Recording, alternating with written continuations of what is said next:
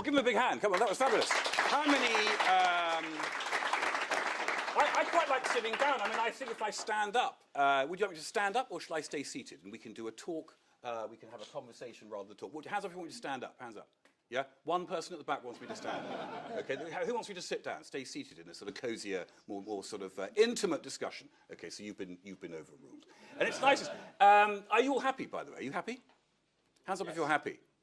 Yeah? Not all of you put your hand up. At the back you haven't put your hand up either. Are you not happy? I'm so happy to be here today. This is an enormous pleasure for me because I went to Durham and I went to Collingwood. Anyone at Collingwood here? Hands up. There's one person from Collingwood only here. All the rest of them are still recovering from their Valentine's dates last night. And I was pleased that someone said, I heard it as I walked in, oh, how was Klutz? You were in Klutz last night. No, somebody was. I know two of you were because that's impressive to have got to bed so late and still make it to the debate today. But I'm so happy to be here because I dreamed. This is a sad event, possibly, to admit this about my dreams. I dreamed when I sat where you are sitting today, 30 years ago, when the chairman of the Conservative Party came and addressed us, that I would one day be giving an address to the Durham Union Society as chairman of the Conservative Party. So how amazing for me to have made that movement from the chair that you're in through my life step by step, to have had triumphs and disasters, and to be back here today speaking to you as chairman of the Conservative Party and a member of the House of Lords and have the privilege of your attention for the next 20 minutes or so. So I'm massively happy. It's incredible. I've dreamed of this moment. I've manifested. Does anyone manifest here? Hands up if you manifest. Who knows what manifesting is? Yes? Who doesn't know what manifesting is? It's not what it sounds. It's not inappropriate if that's what you're concerned about. Who put their hand up who manifested? Did you put your hand up? What do you manifest about? A good life. A good life. Yes. I think that's great. And that's what I want to talk to you about this morning is how to achieve what I think actually is a good life. How do you move from the chair you're sitting in to the chair I'm sitting in? And actually, when I arrived at Durham, I went to a boarding school in the south of England, and I arrived at Durham, and I actually found it quite hard to start with. So who's in the first year here? Hands up if you're in the first year. Okay, that's quite a lot of you. You don't know any better, which is why you've come to the talk on a Saturday lunchtime. And don't be embarrassed, but hands up if you found it actually a bit hard to adjust. What is this? This is the second term now. Yeah. Who found it plain sailing? Who found it just a bit tough to start with? Yeah, I think that's fine. In fact, no one wants us to put their hands on and say, yeah, I'm a massive loser, and I didn't enjoy it to start with. But actually, it was tough. It's really tough because you're thrown into a whole new world and a whole new sets of behaviours and the lovely family that you probably lived with, or the close friends you built up over years. Suddenly, you're an adult and you're spat out into the world. And somewhere like Durham, which is such a beautiful place, it's such a privilege to be here. But you don't necessarily relish it to start with because it's so strange, and you have to adapt. And I was very fortunate. I found something which changed my life and actually made my time at Durham so amazing. Does anyone know what that is? What that was? Was it you selling parts of cars, car alarms to William Mason? I'll tell the jokes if you don't mind. It was actually this place. It was the Union. It was the Union Society. And I went along to a debate, I think in my second or third week, and I joined up, and I congratulate you for doing this. And I had the most amazing experience. I thought, this is incredible. I was actually very anxious as a public speaker. I was very nervous. But I knew that if I could overcome that, if I could become articulate, if I could study rhetoric and how to communicate, that I would have a much better life. And I made my true friends in the Union Society. And I was so inspired by the people who came and spoke. And I met my friend William, who's generously paying for the drinks after this. So I shall keep my remarks as brief as possible, because I know there is nothing worse than someone who comes between a Durham student and their free booze.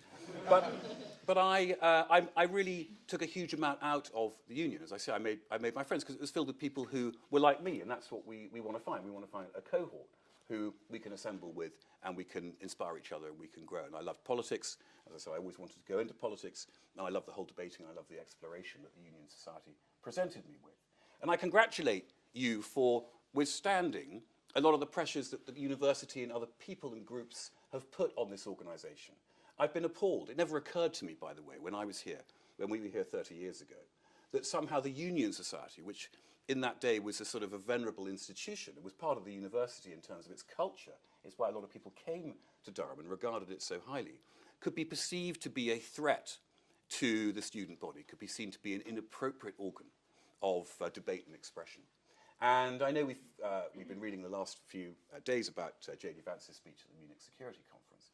And I don't, my job isn't to endorse him. I'm careful how I phrase this. But there's an underlying theme that's come about in the last few months, particularly since the Trump election, which is about the importance of free speech and the importance of this organisation, in principle, in Durham, I think is one of the most significant factors of how we embody free speech that is alive today. So I congratulate you for the battle I know that you fought. Where are the past presidents here? Put your hands up. Jerry's there, he's done a good job. And all the officers. Because free speech is at the core of your ability to realise the best version of yourself and take the journey from your chair, the hard wooden chair on which you sit, to the comfy padded one that I'm sitting in now. Because without freedom, truly we are nothing. And the whole principle of all the work I've done in business and politics is to make sure that we propagate the idea that you should have the freedom to realise the best version of yourself. That's what it's all about, isn't it? And that's why you go to university, so you can have an educational advantage, so you can be trained in order to propagate yourself into the future. And when I think about politics, I think it's important, and I'm not here to make a political point in terms of party politics, but what has driven me in terms of my belief system, which I developed when I was at Durham and when I was participating in the union, about the difference really between my values, and I'll call them conservative or liberal values. I don't want to be confused with the Conservative Party, although they are the Conservative Party's values as well, as opposed to the values of socialism. And is anyone a socialist here? Hands up if you're a socialist. Don't be embarrassed. You should be. There's one socialist there wearing a sort of old Etonian cricket top, which is often the case. Anyone else? There was a tentative hand up at the end on that row. Alice, I think you work for the Guernsey Authority. I don't think you were a socialist. There's a socialist at the back. Hands up if you're a socialist at the back. That person sitting at the back. It's a great thing to have ideals, by the way, so I applaud anyone who actually gets involved in politics. But the difference for me between socialism and conservatism or liberalism is that the socialist believes that the state, the country, the nation, owns everything. It owns all the power and it owns all the wealth. And it gives to you a little bit of money, pocket money that you can spend as you see fit, and it gives you a little bit of power. But it controls everything. And it also has the responsibility over everything too. So you abrogate everything to the state effectively. It controls you. And some people like that. They think that's a good way to run a country. It's a good way to run a society. But I think the reality for me is that the other view, which I believe passionately in, is that we have the power in ourselves. All of us own 100% of our power over our destiny and our life. And we give into the state our money and our power in order to make that work. But it's on loan. And ultimately, the responsibility for our lives is ours. And that includes responsibility to our community. And everything we do should be about realising the best version of ourselves, not in a selfish way, but in a way that actually contributes to the community, in the flip side being responsibility. So who agrees with that? Hands up if you agree with that. Or are you totally baffled by everything I've said? Hands up if you're totally baffled by everything I've said. I think there's a lady at the back there who looks a bit surprised. But don't be embarrassed, because I think it's very important. And it's allowed me to go into business. So who here wants to go into business and make lots of money? Don't be embarrassed. Put your hands up. I love it, even the people here. And I think that's a great thing. I'm going to tell you a little bit about my business life, because hopefully it might inspire you. Because one of the great freedoms for me, in fact, probably the most important, and not to be glib, freedom that I've adopted with relish and has allowed me to sit here today and take this journey to my position, is what? Who knows what that freedom might be? Money. Money. Yeah. Money. Yeah. Goodness, they're very avaricious, aren't they, at the Durham Union Society. Anyone else? Any other freedom? Freedom. This is important. This is interesting. I want to test your minds here, because it's not obvious. It's the freedom to fail. Failure. And if I was to entitle my address to you, it would be failure, which sounds a bit bizarre, but we're all very embarrassed about failure. Actually, everything I've done in my life has been a series of steps where I've failed. But there is no such thing as failure in my life. There's only not doing. And so for those of you who want to set businesses up, the very nature of the fact you're going to go and try, and I think we were talking earlier about a fantastic app that the Secretary has in mind in order to promote work amongst students. That in itself might not work. I'm not saying it won't. I'm sure it'll be a huge success. I'd love to invest. Thank you. But the reality is that just by doing something, you have success. And my first business was a bank. I set it up when I was 6 years old. And I went round to 2 target markets, elderly people who'd started to lose their faculties of decision-making, and very young children. And sadly, people like William, the killjoys at places like the Guernsey Financial Services Commission, shut those sorts of businesses down. And to my amazement, we gathered quite a bit of money from those 2 distinct groups. And then we didn't realise, actually, that you had to pay it back. So we spent it on sweets. I was only 6, for goodness sake. And then we had to spend many summer holidays working to pay it back. But I learnt a lot from that experience, bizarrely, at such a young age, about how much fun business can be. And then I went to school and I set up a printing business. We did printing for the shops in the high street. And then I came here to Durham and I set up a business selling car alarms, which I think was what you were referring to. And I wondered to myself at the beginning, I said I wasn't very happy at the very beginning of Durham. I was trying to work out what to do and I wasn't particularly popular. And I realised that the reality was because on my second weekend, 150 car alarms were delivered to my room in Collingwood. And as I slammed the door shut to go away for a long weekend, it set the alarms off of 150 car alarms. And so for 3 days, they rang. No one was able to turn them off. They couldn't get into my room. When I got back, I couldn't understand why I was so unpopular in Collingwood. And it took me years to try and regain the confidence of my peers. But the point was, that was, again, an enormous learning experience. And then I went and got a job after I left Durham. I went to work for an investment bank. Anyone want to go into investment banking here? Oh my goodness me, still a forest of hands. You're not quite so sure. It's a great start. It's a great thing to do. I advise, actually, for those of you who want to be entrepreneurs and set up their own businesses, but actually go and work for another company before you do, because it gives you an opportunity to see often how badly companies can be run and how other organizations function, and you build a very strong contact base as well. So if you want to be an entrepreneur, it's good to get some classical ground training. But I didn't really enjoy it. I never liked working for other people. And I had a bizarre scenario where I was sitting in bed in the French embassy in Kuala Lumpur. And the ambassador burst into my room wearing a surprisingly tight pair of underpants and clutching a half bottle of brandy. And I thought, my God, this is going to be the end. And he said, don't panic, don't panic.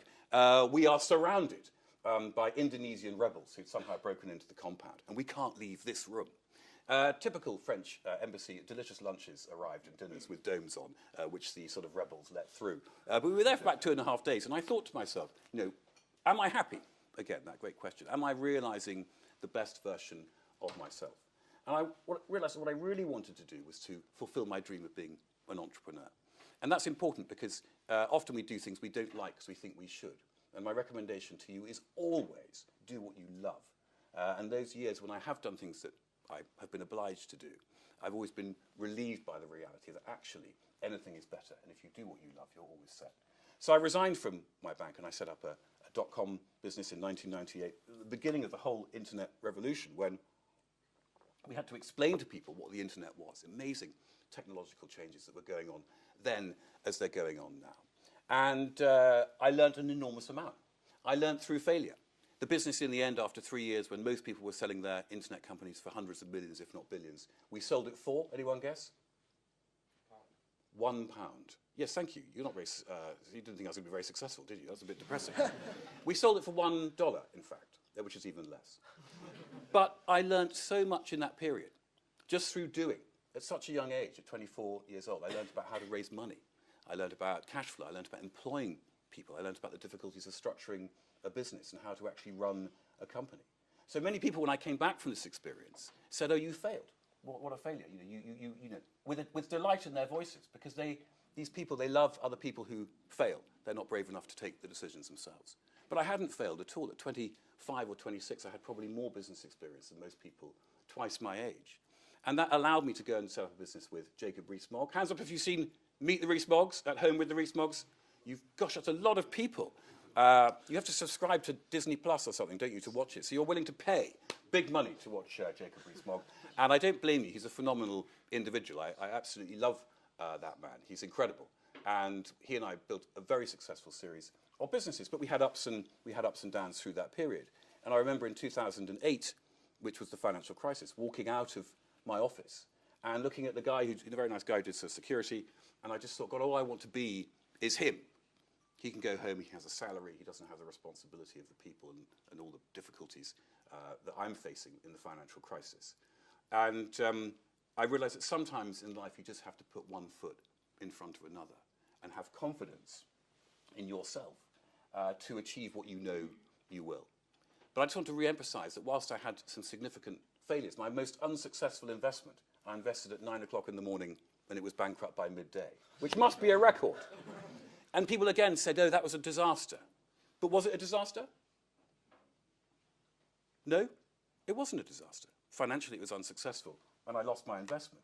But the reality is I learned, and a step-by-step approach to life has served me well. So all of you who want to go and set up your own business, or do something different, or to create, the reality is you cannot fail by simply going and doing and by learning. And by being honest with people, by the way, around you, as to the risks they take if they invest in you. Because then you'll find that even if you're unsuccessful, they will keep supporting you. It's an amazing privilege that we have to have that opportunity. And that sort of freedom is what I want to impress upon you. And we live in amazing times. Hands up if you're optimistic about the future. A paucity of pause. They're leaving. They're feeling so depressed about the future. To get to the drinks don't start until I finish, by the way. So there's no point getting there early. Optimism about the future is everything. I have never seen a world today more filled with opportunities and optimism than present you leaving Durham in a few years' time. It's just incredible. And the whole world has changed. I mean, AI, who thinks AI is going to be big? Hands up, come on. Yeah. Who here thinks, by the way, hands up if you think AI is going to affect your life? Yeah, that's great. What's amazing is when I ask people in audiences who are much older, who are lawyers or whatever, I say, is it going to affect your life? No one puts their hands up as if it's not going to affect them. And if you think about the future, and I want to compare your life with mine, I've had my daughter up in Durham for the last couple of days. That's one of the reasons why I've come up, is give me an opportunity to show her around. And her cousin is here, who's been showing her around and doing a fabulous job. I was extremely pleased because my niece said, oh, I'm going to take her to the library, and we're going to spend some time there. Until I realised the library actually is a pub in Durham. And they weren't going to be doing any reading at all. But if I compare my daughter's life, Eliza, to mine, I was born, okay, you can see that. I went to school in Durham. I finished university at 21. I left education. I got a job. I bought a car, okay. I did the same job all my life. I got married. I had children. I bought a house. I'll retire, and then I'm going to die in about 30 years. Maybe less, maybe more. Whereas Eliza, who I'm showing around university today, who I hope will come here, she's not going to finish education at all. You should expect to be educated in many different things over the next 20, 30, 40 years. AI is going to completely change the professional principles of lawyers, accountants, doctors, and so on. So how she works will be completely different. Again, in the way that I had one job for 30 years, she may have 3 or 4 totally different careers. Her mobility will be different. The same with that. I bought a car, a Fiat Regatta. William remembers that it was a terrible car even then. It said in the instruction manual, in order to go faster, shut the windows and retract the aerial, which I think demonstrates some of the paucity of the vehicle that I had. She's not going to probably buy a house in the same way that I did. Sadly, she may not be able to afford to. She'll almost certainly marry later, have children, probably fewer children, and in a different way and later than I did. She may not be able to retire, and she might not die. So you're looking at a revolution in human life, totally different to mine, where I accumulated my assets over my lifetime, and when I retire, I deplete them into imperishment. Whereas you guys are going to have such an amazing waves of life, where you're not going to have simple linear activities in the same way that I did. And so the opportunities to service that, particularly when you think you're going to live maybe 50%, maybe 100% more than me, the opportunities with AI and technology and the whole change of life in the world, it's just amazing. So hands up if you're excited now about life. Come on, let me see. I want to see people positive about the prospects and opportunities. But with these amazing freedoms to achieve ourselves and the huge opportunities that present them to you, I think more today than in my lifetime, come huge responsibilities. And that's the point, really. And freedom always has a flip side, which is the need to be responsible with your freedoms.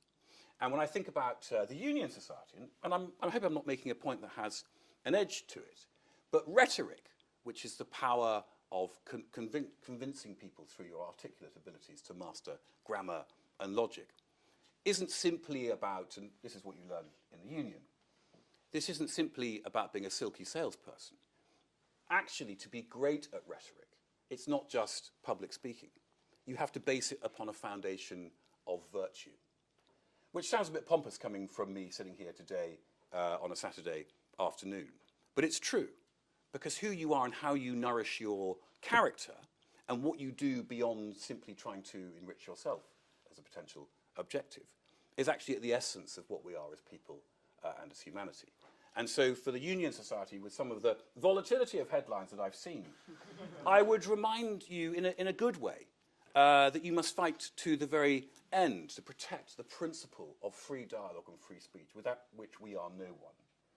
But at the same time understand that there's a responsibility around the power and platform that you have in terms of what you're projecting and what you're saying. And the principle of virtue is very relevant in that, in an important way. And the most important call following from that is your responsibility, really, to your society. Now, who here wants to go into politics? Hands up. There's a good handful of you. Actually, that's very good. Did any of you, who didn't vote in the last election, who could have, by the way? So why didn't you vote? I wasn't 18 yet. Okay, well, what I should have said, I'll tell the jokes. What I should have said is those of you who could have voted who didn't vote in the last election, put your hands up. That's okay, so only a couple of you. And any particular reason why you didn't vote? Wasn't completely convinced. You weren't completely convinced. Well, in my view, and I respect that, decisions are made by those who turn up. And you've turned up today to listen to me, for which I'm very grateful. But the reality is, if we want to live in a great society, and if we want to have the freedoms and protect the freedoms that we think are so important, not just in an ephemeral way, but in an actual practical way, to allow you to realise the best version of yourself, then you need to participate in the polis, in the society, in the republic. And I can tell you right now that the good fortune I feel for having gone from business into politics is significant. And I have never had a greater sense of purpose than I do now as chairman of the Conservative Party, and particularly when I was Minister for Investment, because I felt I could contribute to how my country's destiny would unfold. And it was an amazing thing to feel the sense of energy that you truly have when you go into a job where you can see the ramifications and effect on the community or society or nation which you serve. So I would ask you all to think seriously about politics and about how you can engage yourself in our political debate in the United Kingdom. Because fewer and fewer people, sadly, want to come forward and be candidates or join parties. And I say to always, every audience I speak to, I am clearly chairman of the Conservative Party, so I want you to join my party. But I also want you to join the party of your dreams. I want you to participate as a primary ask, and then to decide, hopefully, to follow me and my colleagues. Because if we don't, then all we are going to do is let our community atrophy. And I am very disappointed about how few people want to become involved and be engaged in politics. And I think we owe it to ourselves to actually participate in one way or another. And you don't have to stand for Parliament. You don't have to become an MP, which I think is a wonderful but significant journey that many of you will want to take later. But what you do have to do is be engaged. Because if you don't, then you abrogate your responsibilities, and all that will happen is that the freedoms that we truly take for granted will be eroded. And then one day when it's too late, you'll look up and realise that that freedom that you thought you had to realise yourself is gone. So I do say with the freedoms come responsibilities, and with the power of rhetoric come the importance of developing your own virtue. Not in a classical sense or in a sort of intellectual sense, but in a true sense. And that's what's made me happy when I think of the journey of the last 30 years. It is the ability to have created wealth, to have tried, to have failed, and then gone into politics, where I failed as well initially, and learnt and developed my own skill set, to have the power now and the position to make the changes that I can make as chairman of the Conservative Party, which is an incredible privilege and truly a wonderful place to be. But I just want to end on one story that will maybe set some boundaries, because failure is all very well, and we want to have freedom to make bad choices. But it's quite useful to also know where your boundaries should be. And just before I got married, my father-in-law suggested that I cut down a tree. Does anyone know how to cut down a tree here? You know how to cut down a tree. Have you cut down a tree? Well, you have to hack it with an axe. I know how to cut a small one. You hack it with the axe. You hack it with an axe. Yeah, you step back because it's going to fall that way. Okay. And what's your name? Kathleen. Well, I wish I'd known you 25 years ago, because I knew the first part, which is you have to hack it with an axe. But I forgot the second part, which is you should step back when it falls. And so I was hacking away, and suddenly and he said to me, will you cut down this tree? Do you know how to do it, he said. And I said, yes, I did, because I believed that you should try and fail. And that's how my life's journey should unfold. So I said, yes, I didn't actually know how to cut down a tree. But it seemed pretty obvious, as Kathleen said. I mean, you can't be that difficult. So you get an axe, you get the right side, it's pretty obvious, and you chop away. But unfortunately, the tree was rotten, and it snapped. And this is in the valleys of Devon. And it fell back and crushed me, and crushed my hip off and broke my arm completely in many, many places, and pushed me into this river where they had to hold my head above the stream. And the ambulance team arrived about an hour later, and they huffed and puffed over the hill, and they came down, and they saw me, and they said, oh, we can't lift him, he's too fat. Which I thought was unnecessary. And then as they opened their medical bag to give me the morphine, they dropped it in the river and it got washed away.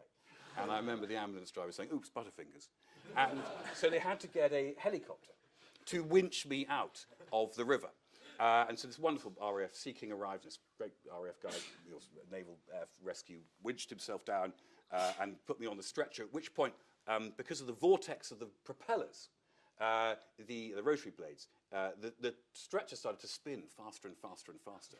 And I started sliding out as it took off 200-300 feet in the air. It tipped back, and with only my right-hand finger, because the rest of me was crushed, if you remember, into small pieces. The stretcher slipped back, and I was hanging by my finger, 300 feet in the air, my entire left side crushed. And then they landed, and they had to take me to hospital in an ambulance because the local hospital couldn't treat me properly.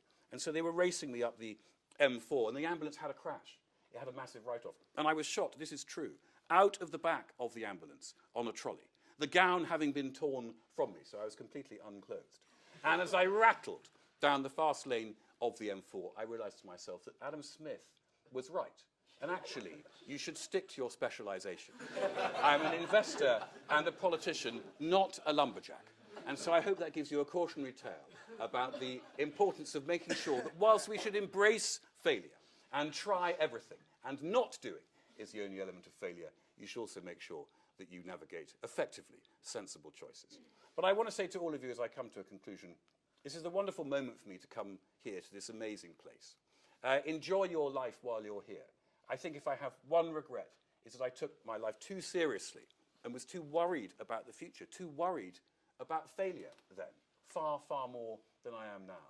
You want to enjoy these years to develop, to experiment, to try. But I ask you also to make sure that you remember in the back of your mind the duties that you have to your society and the opportunities that you can take from the enormous abilities that you present in order to make our country more successful and your lives even better.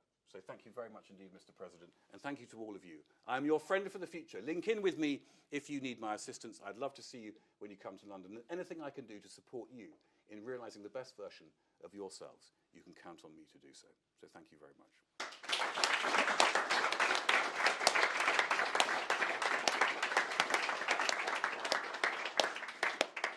Well, thank you very much for that very interesting address. A few quick questions from me then.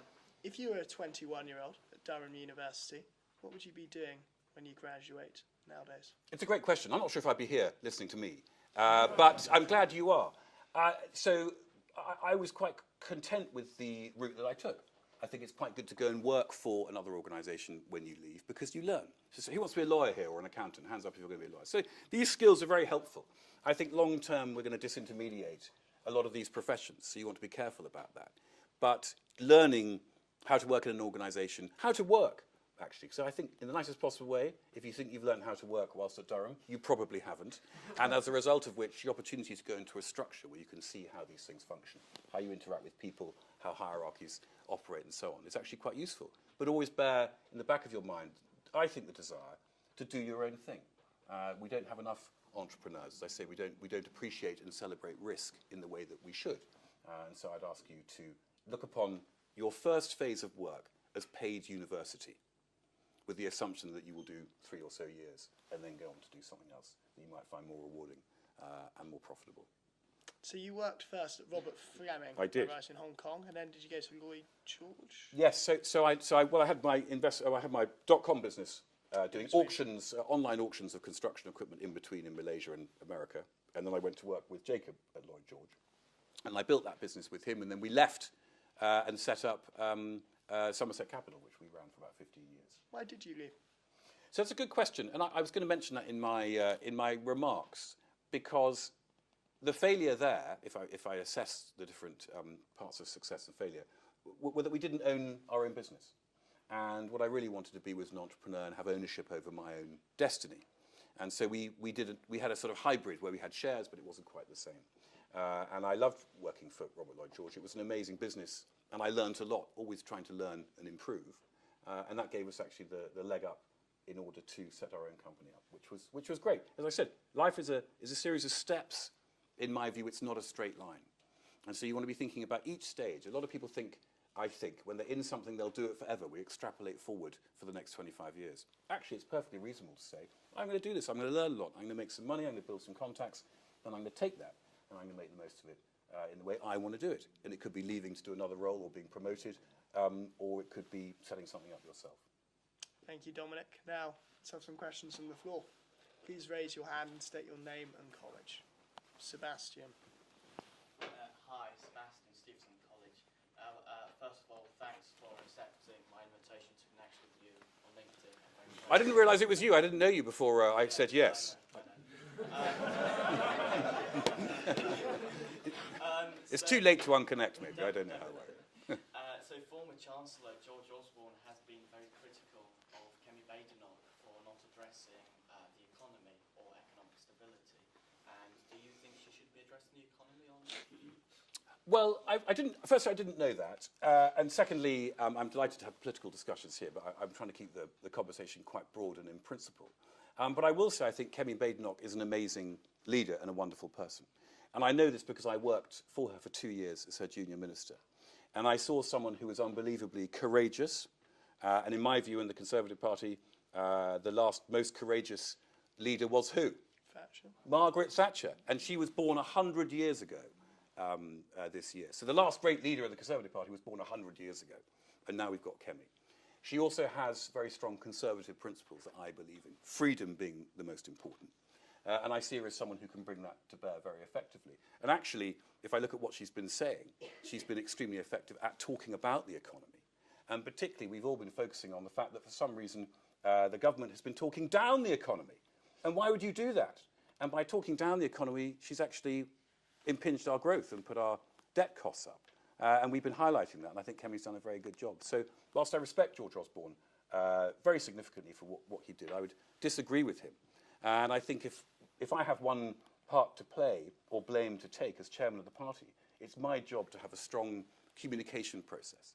So I'm trying to move us from traditional message projection to using social media more effectively, as some of our competing parties do.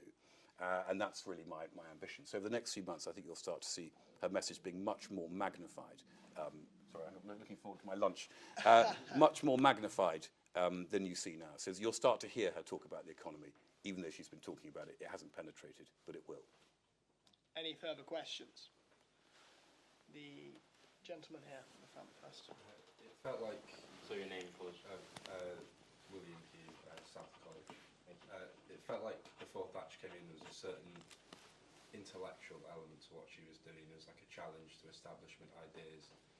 Would you say Kemi has got that same sort of intellectual backing with her, or is she competing on perhaps a more traditional approach? Yes, that's a good question. And I enjoyed South College Valentine's night last night. Well, I was. The only Valentine's date I was asked on was your formal. Were you there? I was supposed to be there, but my Valentine's train was delayed, unfortunately. I'm sorry about that. Well, that's terrible. Oh, that's terrible. I mean, I'm very happy to talk about Conservative Party politics. I think that Kemi absolutely has a proper matrix of philosophy that underpins her actions. That's why I support her.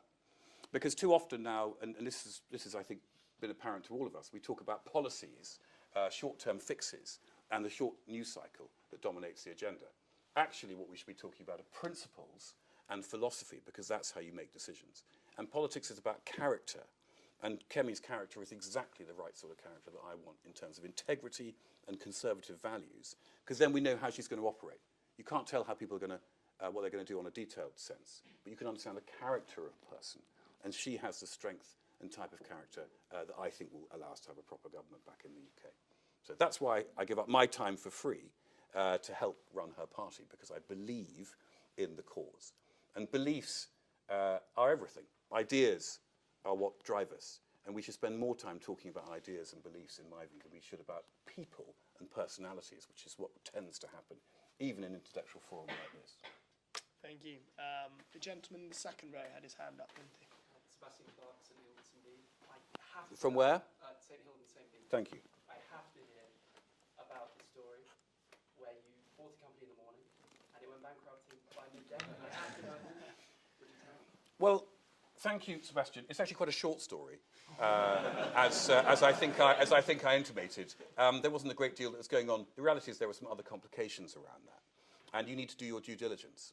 The hardest thing when you're investing is to find good investments that aren't linked to the sample bias of your immediate cohort. By what I mean is you end up investing in your friends' businesses. You know, I've just heard about the brilliant secretary's idea to do an app, so I think I might put some money into it potentially. But that's not a good way to choose your investments. That's quite serendipitous. You actually need to be quite dispassionate and try and have as big a circumference as possible. And sometimes you've got to take a punt. You've got to take risk. I think in the UK, I hear a lot, and I found this myself, that UK institutions are too risk averse because often the regulator has made it so, and they've punished failure. So failure is now not an option, and that's fine if you're launching a space rocket. But if you're making investment, capital is allocated to the highest point of return. That's how it works. That's what gives us the wonderful goods and services that truly lead me to have a longer, happier life. So as soon as you distort that and say we can't have failed outcomes, people can't lose money or whatever it is, then it makes it impossible to allocate capital to a high point of return and to take risk, which is the exact concomitant in a mathematical formula to return. So, yeah, that wasn't a great success. But I invested in some other things that were hugely successful. I had a chain of coffee shops called Grind. Anyone ever heard of Grind? Coffee shops? There's one in Shoreditch, there's one in Hoxton. There's some great shops. That was wonderfully successful. Somerset Capital. We had a $10 billion business at its peak. Other business, I had a Cuban coffee business that was unsuccessful, unfortunately, and other businesses that haven't worked, but others that have. You know, you've got to diversify, and everyone knows out of 10 investments, 2 will go bust, 3 or 4 will sort of be okay, and a couple will be superstars, and that makes your return. But don't be afraid to fail. You've got to manage your risk to make sure you don't lose everything in one investment, but you have to spray and pray, and that's not an unreasonable strategy as long as you're being sensible about it. Darcy. Darcy Durham, St Aidan's College. You spoke quite a bit about using AI and what that means for our future, but I'd quite like to know what it looks like for you now. I mean, in the high echelons of government and working in politics, how have you found the experience of AI in your job field? That's a great question. We never used it in government. My department was extremely hostile to using AI, which we were, I think, totally ill-advised about. We should be using it to try and make the civil service more efficient and government more efficient. And I think AI is just incredible. I mean, you can do in a split second what would take weeks to do in terms of creating and writing. And the opportunities for us to realize, again, the best version of ourselves through technology is something I don't think people have grasped. And that's why the Union Society is so important. Because as technology takes over the mundanities of work, it could be being a lawyer or an accountant or a doctor, those effectively are algorithmic functions where you ingest information and then sort of create solutions based on that. Being human will be even more important. So I take a different view to many people who think that AI will replace us. AI won't replace us. What actually it will do is it will allow us to be more of a person, to be more human. And that is something that I'm very excited about, and that's what I think the classical civilizations thought, in the sense that, you know, whatever it may be, labour-saving devices were great because it allowed the person to realise the best version of themselves. So I'm very optimistic about what AI will bring, and we should embrace it. And I've had a big campaign on regulation. In America, they are seeing how they can make AI turn them into a global hyperpower. In Europe, we're seeing how we can control AI. And it's how you look down the telescope. You can either spend your time thinking, oh my goodness, here's this amazing new thing that will truly make my life longer and happier. Let's stop it, let's control it, let's contain it. Or we can say, this is an incredible thing, let's see how we can inspire it, how we can manage it, how we can direct this incredible source of power to our benefit. Thank you. Brendan. Brendan Alpist, South College. So you asked at the start about who's the first year, but I'm actually a third year. So I want to talk a little bit about getting that first job after university. Since I think most can agree that's rather daunting. So as someone who this summer will be having to do a bit of a job search, what would be your advice for getting your first job after university? Well, thank you very much. I think that first I put the collar down at the back. That seems to have ridden up. It makes you look a bit more presentable. So presentation. I was only at Society.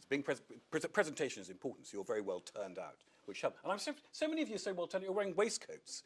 I like that. I like a three-piece suit. I think that's very cool. I think I probably wore one when I was in the union. Really, the hardest piece of advice to give, and this is what's difficult, is you all want a job, don't you? Hands up if you want a job. Put your hand up. Yeah? Yeah. Okay. So you're pretty. Who's a bit desperate for a job? Hands up if you're a bit desperate for a job. Yes. Because you want to get your career started. You want to make money. You've got to. It's all very well so grandly saying, "Oh, I'd quite like to do this or that," but we're impelled by our necessities, and it's very stressful. And who here feels pretty distant from a great job offer? Yeah. Don't be embarrassed. I did. And I was unsuccessful on the graduate recruitment rounds. And there were these very smug colleagues, peers of mine, who got great jobs in some investment bank and sort of strutted about feeling frightfully pleased with themselves. And I didn't have that. I didn't know what I was going to do. I tried and had failed in my great pathway of failure. And then I managed to get an internship that allowed me to then find an opportunity in that organisation. And I worked hard to do it. And that was Flemings, who then very kindly gave me a job.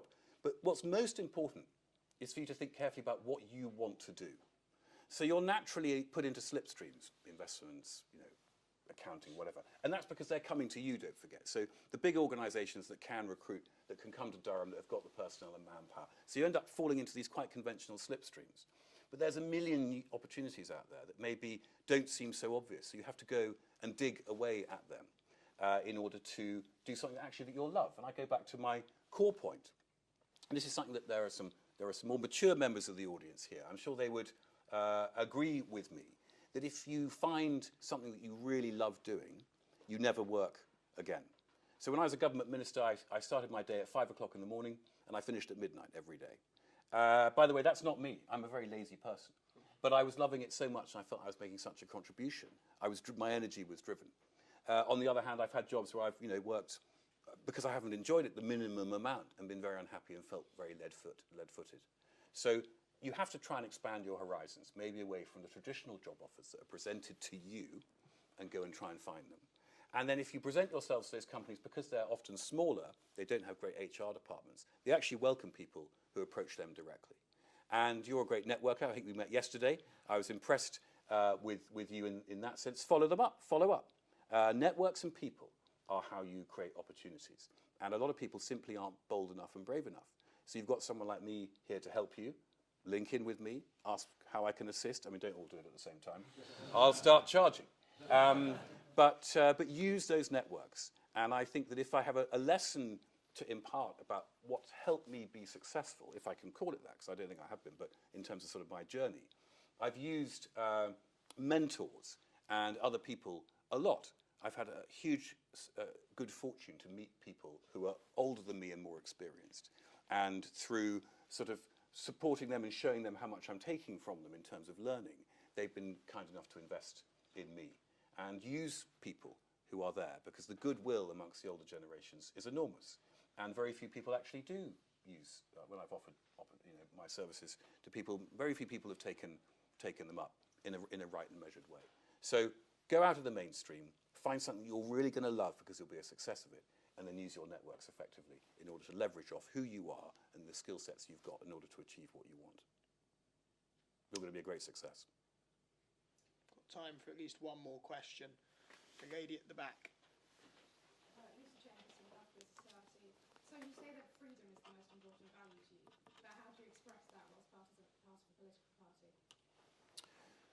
Well, that's a great question. I'm not sure. Is there an edge to that question? Do you want to expand on that question? You don't like political parties? I think you said you were a socialist. So that wasn't you who put the hand up, no. That's an interesting question. I think that freedom is to operate in a framework that allows you to realise the best version of yourself. It doesn't abrogate your responsibilities. I think people often think that freedom, free speech, free movement, etc., is untrammelled. But everyone else has freedoms too, and so you have to manage the conflicts between people. And that's where the responsibilities to respect other people's freedoms come into play so much, and I think we forget that. So that's not in conflict with joining a group. And I think actually being a member of a political party or participating in the political system is actually a crucial vehicle for you to reflect how you think your values should be represented in society. So without the Conservatives, without Margaret Thatcher, in my view, who was able to articulate what freedom really meant to her, I don't think I could have lived the life that I wanted. I think I would have, Britain, truly, would have ended up, which is the direction naturally, I think, of most governments, where effectively the state takes over from you, takes your freedoms away, often with good intentions, and over-regulates your life, which prevents you from, often failing, taking risk, and being what you want to be. So I think political parties are often the best way. They're pretty specific, and you can choose really any political party that you want that reflects your own value system. Thank you. Did you want to ask a very quick question? Yeah, just Oliver Kay at Castle College. How important do you feel that your experience in business has been when you've since gone into politics, especially when compared to like career politicians? Yeah, thank you, Oliver. That's a good question. There's a lot of pushback about the so-called quality of politicians that we have. And hands up if everyone thinks all MPs are wonderful. There is not a single hand, by the way, for the camera, if you can't capture that. And that's actually sad. I work with, in the House of Lords, obviously I've got some amazing people there. And all the politicians I've met, I think without exception, truly have a sense of mission about their activity. They want to change the world for the better. But I think quite a few of them don't necessarily have the experience that will enable them to be effective when they get into government. And if you think if you're going to become a Secretary of State, you're running a very large organisation. And if you come in with no real experience either in that specific sector, or you don't have experience in running very large organisations, or business experience in terms of how you structure and build plans that you can then execute on, I think a lot of the issues we have in terms of the delivery of government service, which has frustrated so many people, and that can be from managing immigration through to running our transport system, comes down to the sorts of people who go into politics when they go in too young, with often only political experience. Now, that doesn't preclude great people coming from that particular hothouse, but I would recommend if you want to go into politics, and I hope that you all will find some way to participate, that you build a business career and you have a hinterland before doing so. And I was very grateful that I was able to go in, having spent 30 years running a business and having failed, and knowing how organisations function, and I think it made me a far more effective minister. As a result, I was able to enjoy it more, I was able to see the contrast between the two worlds, and I was able to relate to people who were trying to build businesses. And very few of my colleagues actually had entrepreneurial experience, even less in the government now. So they just don't know, it's not their fault, how hard it is to take the risk to create a business and to try to change the world. And that is, I think, a problem when the political classes become disintermediated with how either aspirational people want to live their life, or actually just the general public want to live their life and the problems that they think they want represented. And there's a sense of frustration that's not the case. So I thoroughly applaud the element of your question. And thank you. It's 2 o'clock. I know you're going to come to a summary, but I shall not go on for a minute longer when the Guernsey Financial Services Commission's drink is ticking away on the sideboard. I want to say thank you to all of you. What a privilege for me it's been to engage with you. I really feel truly very, very energised by the conversation that we've had. I'm really impressed by all of you who I've had a chance to speak to in these questions. I'm fully available afterwards, and I'm here to help all of you. Know you have in me a friend for life. So thank you very much indeed.